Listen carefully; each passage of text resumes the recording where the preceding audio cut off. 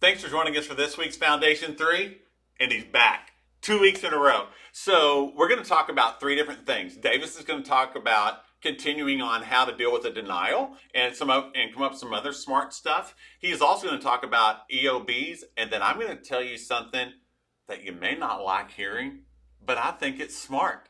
And it's going to be talking about different plan types and how they work. So let's get rolling.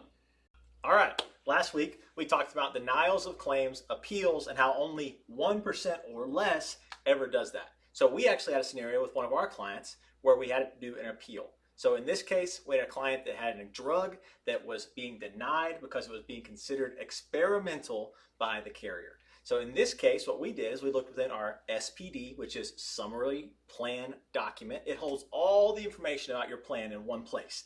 And what we did is we went to that SPD and we said, what does the SPD say about experimental drugs? And that spot, the SPD said that a drug cannot be considered to be experimental if approved by the FDA. Well, lo and behold, this drug is approved by the FDA. Shocking. Shocking.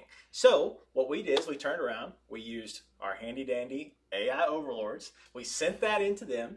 They gave us a long appeal letter. We sent that appeal letter with that information to the carrier. Lo and behold, a few weeks later, approved. So make sure, once again, you're using your resources, and more than anything, look at your SPD, your summary plan document, take as many resources as you can and put it into one place and read your documents, and then you might be able to get around these denials. How much did that end up saving the employee? Thousands.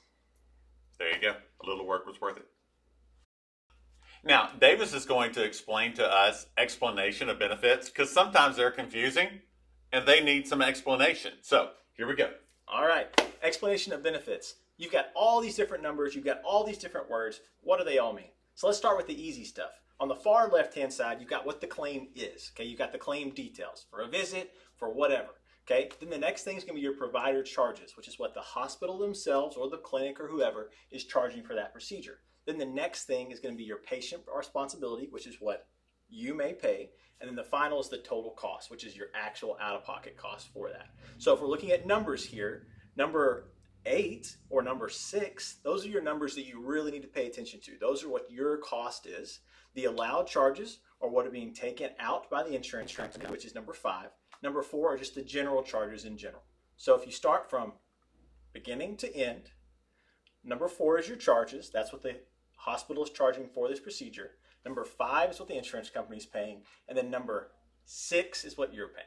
So in the end, look at this whole thing. The big part is the far right. Make sure you're utilizing what those top columns say, claim details, provider charges. Look at all that. But the biggest thing to understand is total cost is your cost.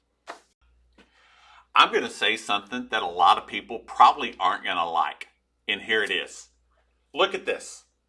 If you're looking at this, what it's showing in the blue is it's showing how much it's costing on an annual basis for an individual to have coverage with different types of plans. You have HMOs, PPOs, POS is a point of sale plan, and then the high deductible health plan is what a lot of people will call an HSA.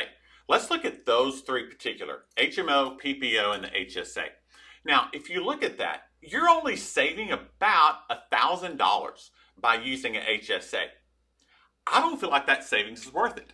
And this is the reason for that, is you're saving $1,000, but what you're not getting is you're probably not getting the treatment that you need to be because you may or may not be able to afford being able to pay for the whole office visit when if you had a $25 or $30 copay, you would have gone to the doctor. That maybe you're not taking the medication that you're supposed to because you can't afford the $70 or $80 that you would have to pay for it before you got to the deductible of the HSA plan when you could have had a copay of $10 or $15 for that drug.